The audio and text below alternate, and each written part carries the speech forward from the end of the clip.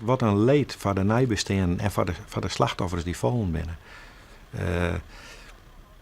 En dan, hoe is het gebeurd? Ja, iemand met wapens. En dan blijkt het iemand te wijzen die verlof hier tot verhanden heeft van die wapens. Tristan van der Vlis wie lid van een shitvereniging. In 2006 ziet er 10 dagen lang in een psychiatrische inrichting om te suïcidaal wie.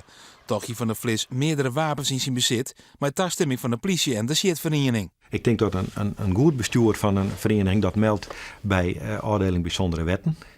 En dat die de man uitnodigt, of de persoon uitnodigt, om het wapen misschien tijdelijk in te leveren. En dat hier bij deze skutter in gebeuren moet? Het is misschien net signaleerd, of het is misschien net trojoen, of het is net duidelijk geweest. Dat misschien het deze man deze plan helemaal in hemzelf, voor hemzelf beraamd, het er nooit in een deelgenoot van maken, dat het als een ongeleid projectiel loskomen is.